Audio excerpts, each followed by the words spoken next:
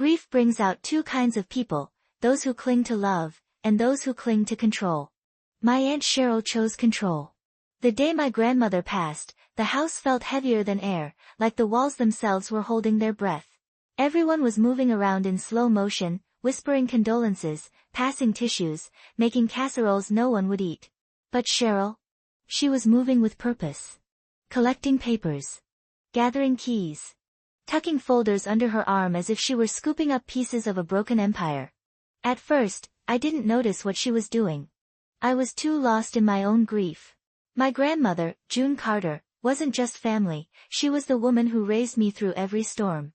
The woman who taught me how to braid my hair, how to open a stubborn jar, how to plant tomatoes so they'd actually grow. She taught me to make the perfect cup of hot cocoa, the kind that cured heartbreak almost as well as time. She was everything. And losing her felt like someone had pulled the ground out from under me. I was sitting on the floral couch she loved, staring at a photo of her holding my hand when I was 5 years old, when my cousin Olivia sat down beside me. She whispered, Mom just took something from Grandma's desk. I blinked. What? A folder. She shoved it under her coat like she didn't want anyone to see. My stomach tightened. Did you see what was inside? No. But she moved fast. And, she looked guilty. I straightened slowly, wiping my cheeks. Cheryl had always been the controlling one, the planner, the person who inserted herself into decisions before anyone else even knew there were decisions to make. But taking something from Grandma's desk?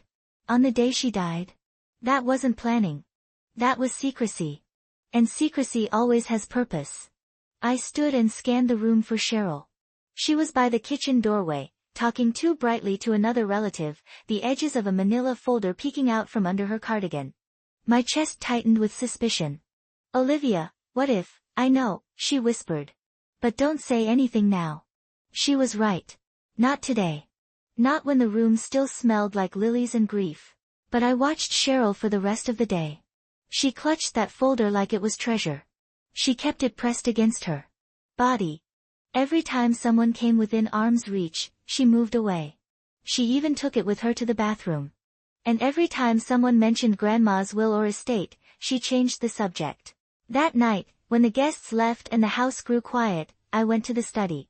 Grandma's desk drawer, her important drawer, was open. Empty.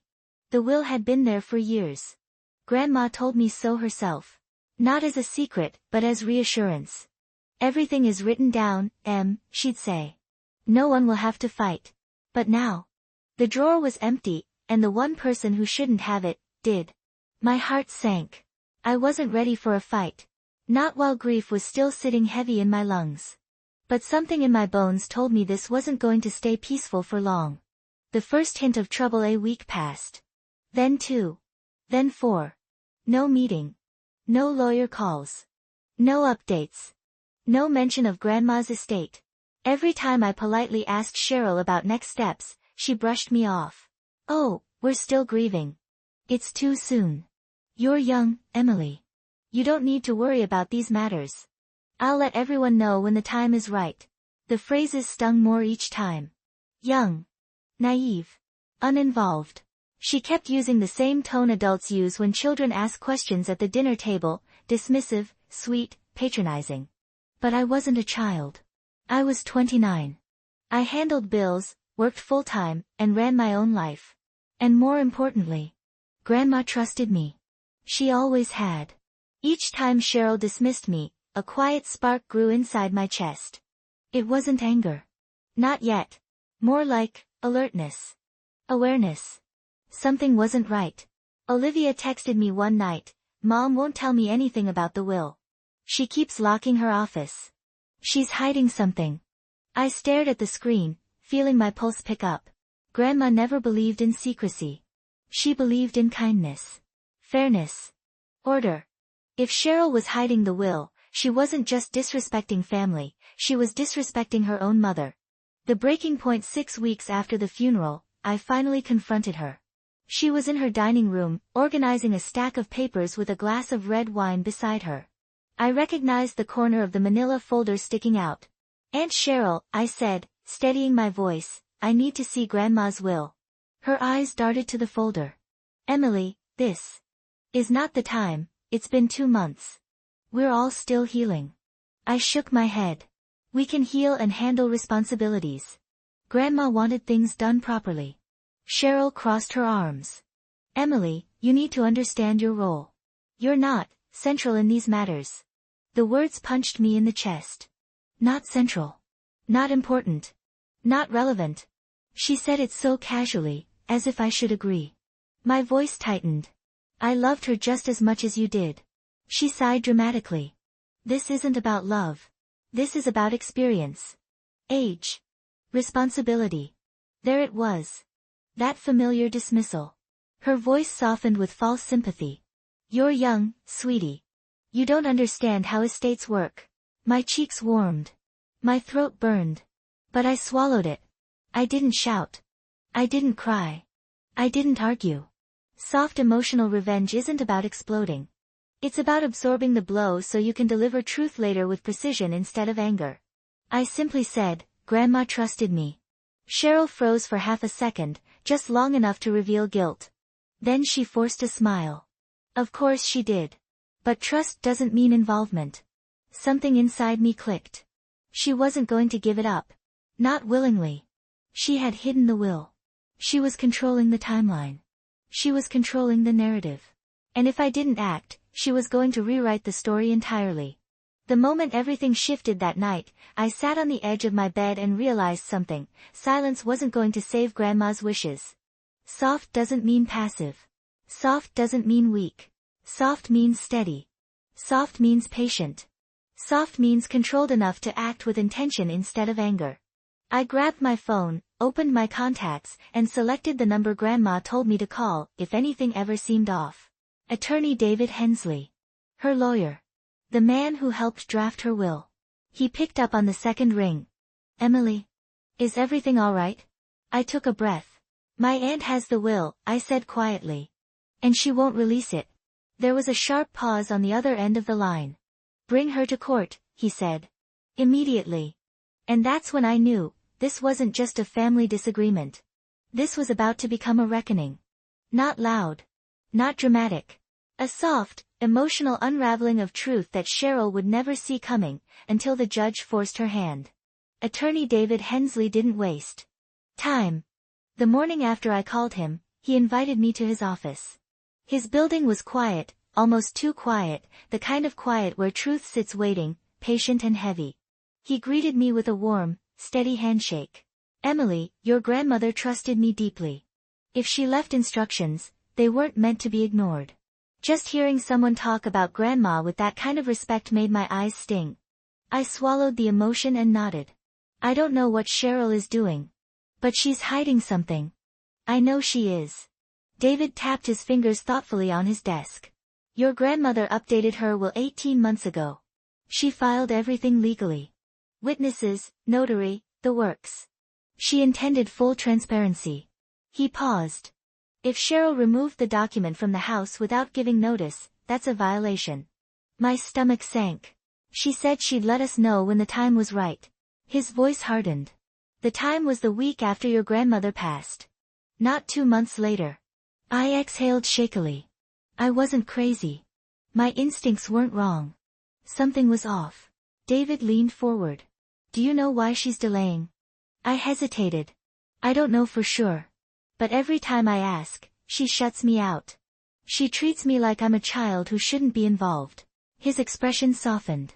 Emily, your grandmother respected you more than you realize. Hearing that felt like a hand on my heart. Gentle. Reassuring. What do we do? I whispered. We file a petition, he said. A request for the court to compel your aunt to produce the will. Legally, she can't hide it. And if she refuses, the judge can hold her in contempt.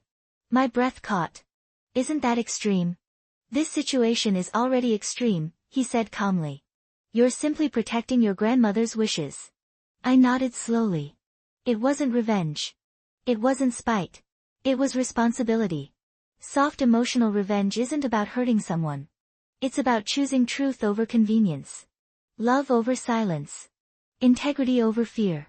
The petition is filed within 48 hours, David had everything submitted.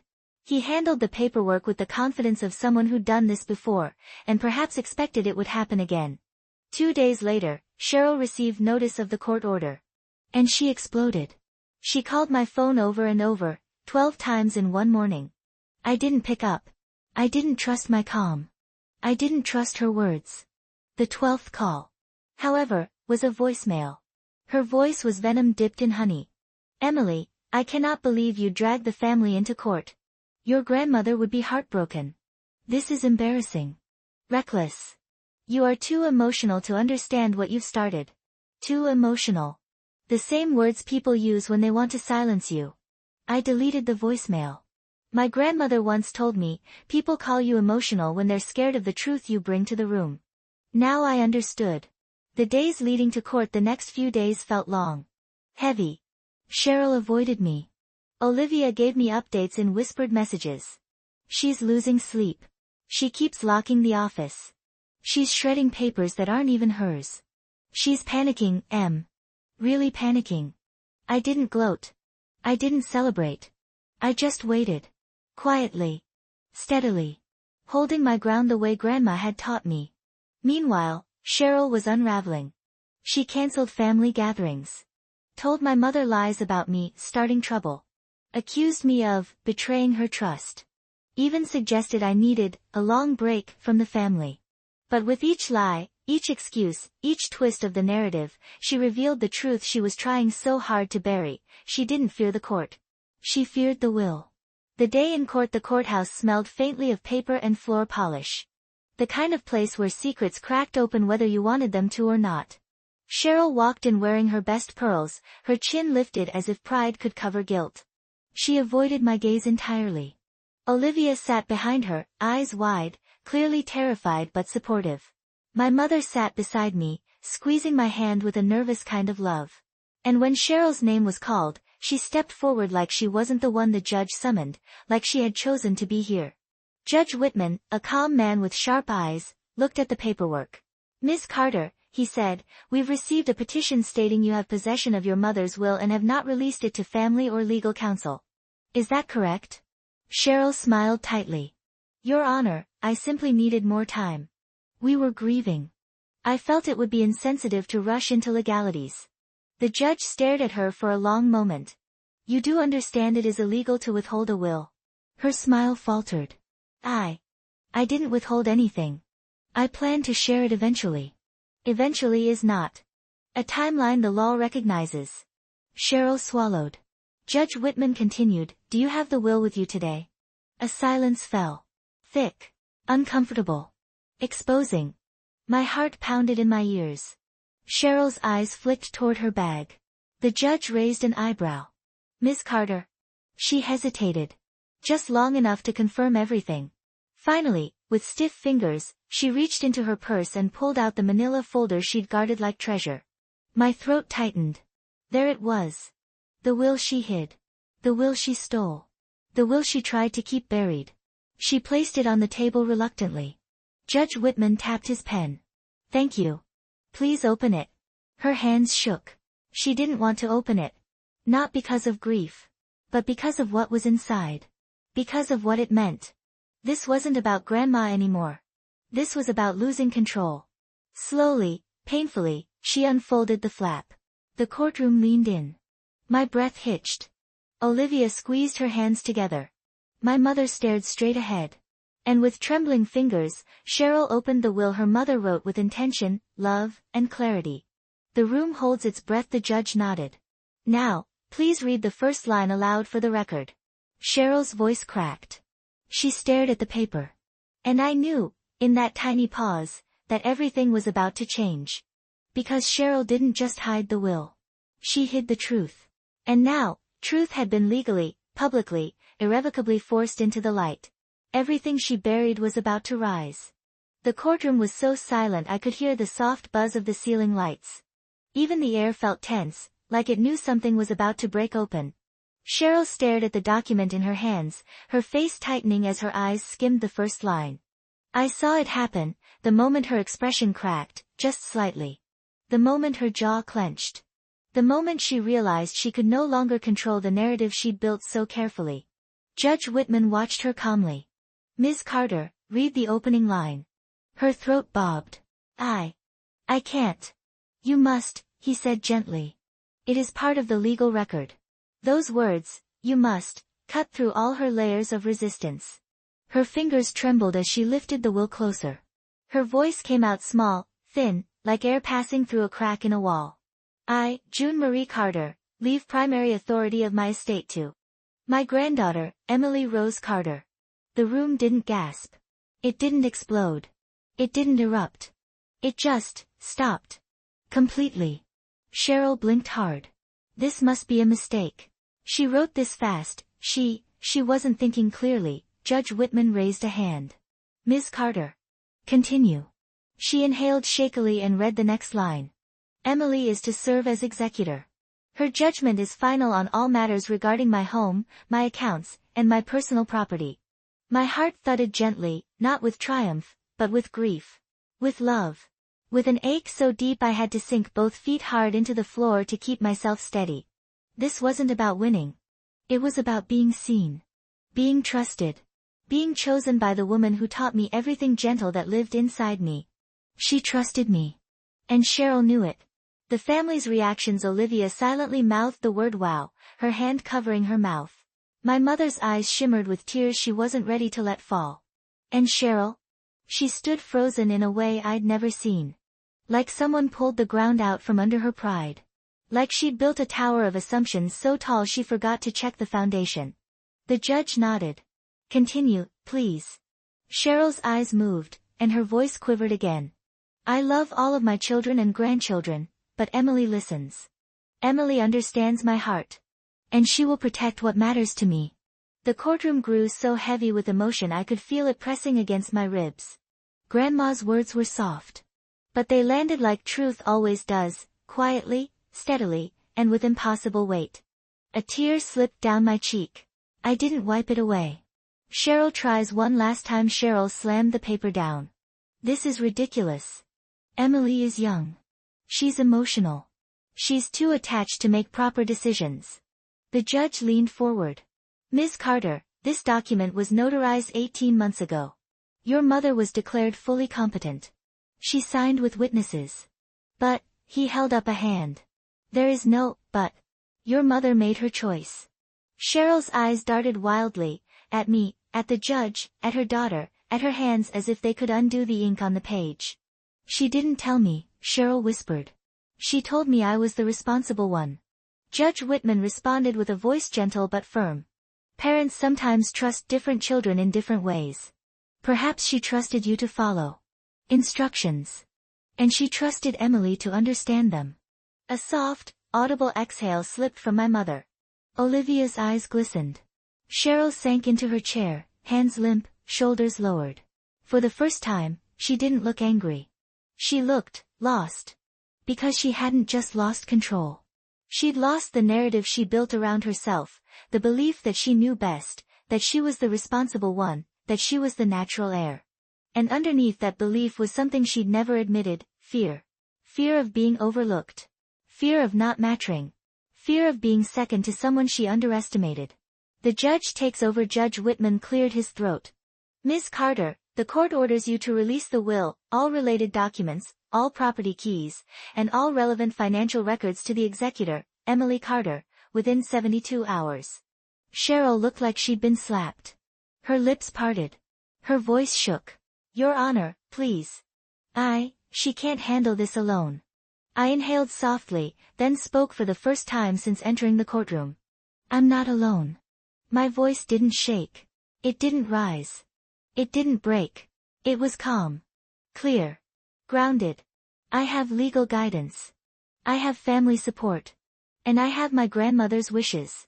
Cheryl's eyes filled with tears, anger mixed with something unexpectedly tender. She never told me she didn't trust me. I softened. Just a little. She didn't choose me instead of you, I said quietly. She chose me for me. My words landed gently. Not to hurt her. Not to humiliate her. But to show her she wasn't being replaced, she was being relieved of a responsibility she was never meant to carry. The courtroom clears. The judge nodded. This matter is resolved. Court adjourned. His gavel hit the wood with a soft thud that echoed through my whole chest. The room slowly shifted back into motion. People stood. Chairs scraped. Papers rustled. I stood too, the weight of the moment settling into my bones like warm sunlight. My grandmother had chosen me. She had trusted me. She had written it down so the world couldn't twist her intentions. Soft revenge isn't dramatic.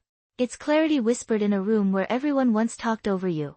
As I walked toward the door, Cheryl reached out, not grabbing me, not stopping me, but just lightly touching my arm.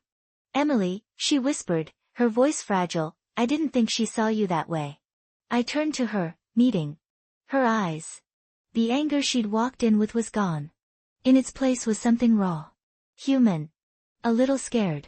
She saw me exactly as I was, I said softly. Not louder. Not older. Not more experienced. Just, me. Her eyes dropped. I thought I was protecting the family. I know, I said. But Grandma wasn't asking to be protected. She was asking to be honored. Cheryl didn't argue. She just nodded slowly, tears sliding down her cheeks. And for the first time since the funeral, I saw her not as the controlling aunt, but as a daughter grieving her mother, terrified of losing the last thing she thought she could hold on to. Soft revenge doesn't destroy people. It invites them to face the truth. Even when it hurts. The courthouse parking lot felt strangely calm after everything that happened inside. The air was cool. The wind was soft. It carried that faint scent of rain even though the sky was clear. I stepped outside and let the door close behind me, feeling lighter than I had in weeks. My mother walked beside me, silent for a long moment before she finally whispered, "Your grandmother would be proud of you." My throat tightened. I hope so. She trusted you for a reason, Emily. Never forget that. I nodded, though part of me felt more emotional than victorious. The truth was, I didn't want to see Cheryl broken. I just wanted Grandma's wishes respected. That was all I ever wanted. We reached the car, and I leaned against the door, taking a slow breath. I could still hear Grandma's voice in the back of my mind, warm and steady. You lead with your heart, Em. That's why people follow. Back then I never understood what she meant. Now I did. The first conversation after the storm that evening, Cheryl called. I stared at her name lighting up my phone for a long moment. Part of me wasn't ready. Part of me didn't know what to expect. But another part of me, the part Grandma raised, answered. Her voice came out gentle, shaky. Emily, can we talk? I didn't speak. I waited. She exhaled. I'm sorry. For everything. I didn't handle anything well. Her apology wasn't perfect. It wasn't eloquent. It wasn't dramatic. It was soft, hesitant, and real. I sat down on my living room couch. Why did you hide the will? Silence. Stretched. I thought she left me in charge, she whispered finally. Your grandmother always told me I was the responsible one. I thought it was obvious. I thought everyone would assume I was supposed to lead. She trusted you, I said quietly. But not with this. Another pause. This one deeper. I was scared, she admitted. I didn't want to lose control. It felt like, if I didn't manage everything, Mom would slip away even faster. Her voice broke. I didn't want to feel replaced. My chest tightened. Grief does strange things to people. It makes them cling. It makes them hide. It makes them act out of fear instead of clarity. I never wanted to replace you, I said softly. I know, she whispered. We stayed on the phone for a long time. Not talking about wills or legalities. Just talking about Grandma. Her jokes. Her stubborn streak. Her Sunday recipes. Her way of making everyone feel like they had a place at her table. Her way of loving us even when we didn't know how to love each other. By the end of the call, Cheryl sounded lighter. Tired, but lighter.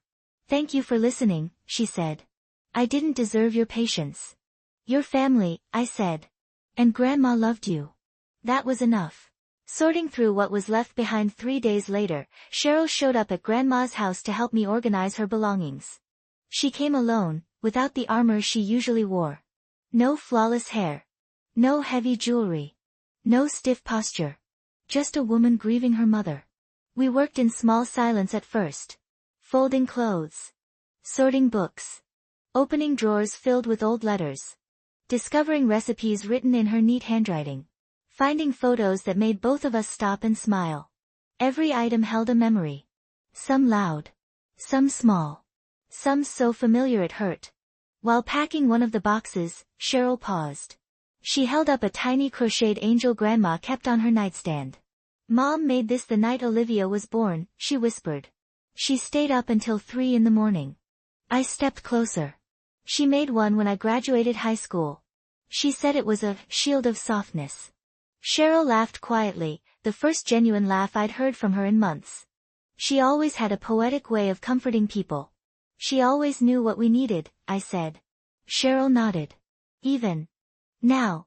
The letter meant for me later that afternoon. I found a sealed envelope tucked inside one of Grandma's cookbooks. My name was written across the front in her delicate handwriting. My breath caught. Emily. Just my name. No instructions. No clues. I opened it slowly. Inside was a short note. "My M, if life feels loud, be the quiet one. If life feels heavy, be the steady one. If people forget your strength, remember it yourself. You won't always need to raise your voice to be heard. Some hearts speak in softer tones. Yours is one of them. Let them anyway. Love, Grandma." I closed my eyes, trying not to break completely. Cheryl stood beside me, hands trembling. "She really did see you, didn't she?" I wiped my cheeks. "She always did." Cheryl swallowed. "I'm sorry I didn't." Emotion rose in my throat again. "You were hurting. So were you," she whispered. "And she chose you not to shame me, but because she trusted your kindness." I nodded slowly. "Maybe she trusted yours too. Just differently." Cheryl let out a shaky laugh. "Your grandmother knew us better than we knew ourselves." Maybe she did. A softer ending as the sun began to set, we placed the last box on the floor. The house felt lighter, as if Grandma's spirit had been waiting for us to make peace before settling into memory. Cheryl stood by the doorway, looking smaller, less certain, but somehow more human. "Emily, thank you," she said. "For doing this right." "It's what she wanted," I replied. "And Emily?" Her voice cracked. "If you ever need help, with anything. I mean it. I'm here." I nodded gently. "I know. Because forgiveness doesn't have to be loud either. It can be soft. Slow. Steady. Like kindness rebuilding something broken." Cheryl walked out, not defeated, but humbled. Not crushed, but changed. And I stayed inside a moment longer, letting the quiet settle into my bones. I wasn't the loudest. I wasn't the oldest. I wasn't the most experienced. But I was what Grandma trusted most. Soft. Strong. Steady. Her choice wasn't about power. It was about love. And nothing delivers justice more tenderly than love doing exactly what it was meant to do. Soft revenge doesn't look like victory. It looks like clarity. It looks like truth coming home. It looks like a heart finally exhaling after months of being held tight inside itself.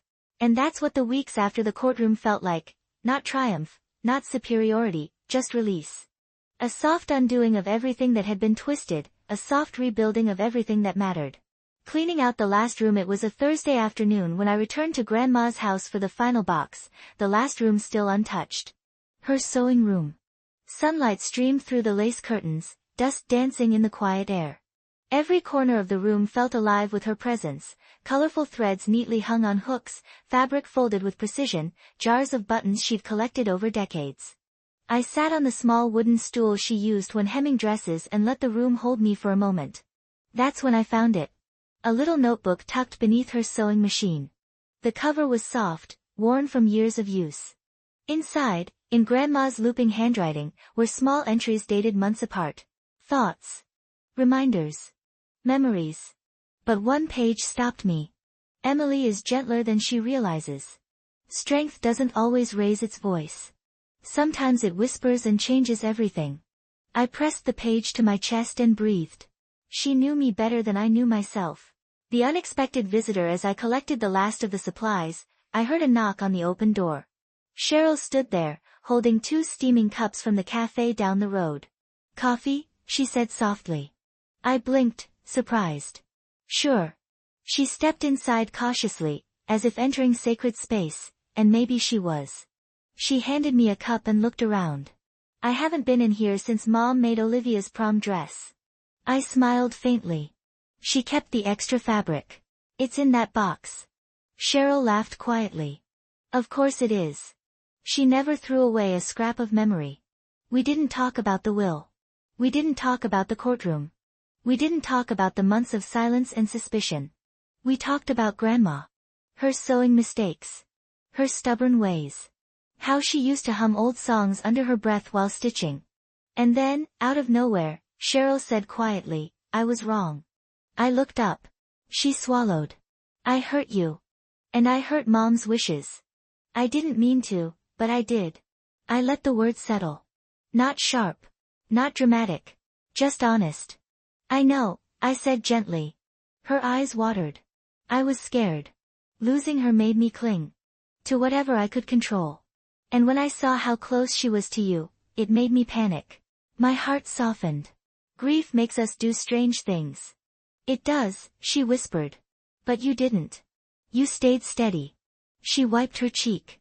I see why she trusted you. You're softer than me, but stronger too. I exhaled slowly. Not with pride.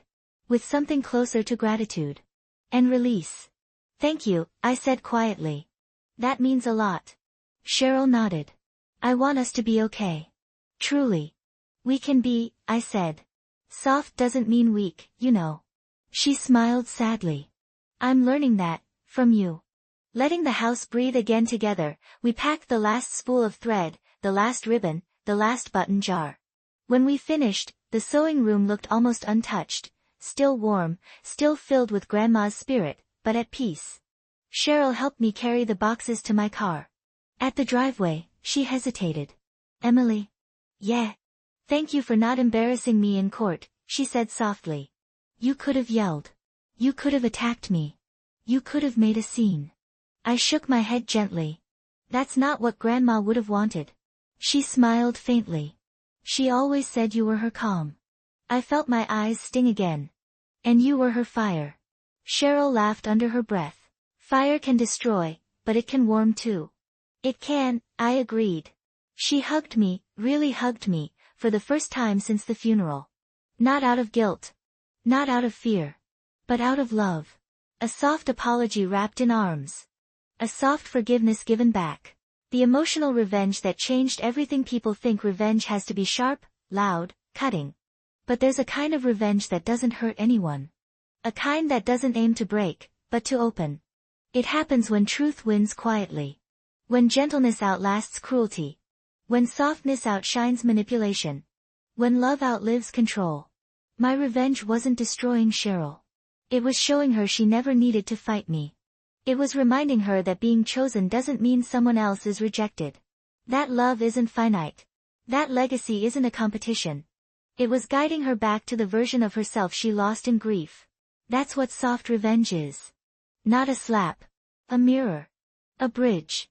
A beginning.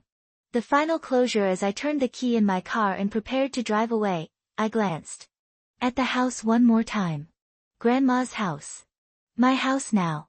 But really, a house that belonged to love before it belonged to any of us. I whispered quietly, I hope we made you proud. The breeze rustled the trees like an answer. And for the first time since she passed, I felt peace settle deep inside me, soft, quiet, and whole. I didn't just protect her will. I honored her heart. And that was the kind of revenge that doesn't break families. It heals them.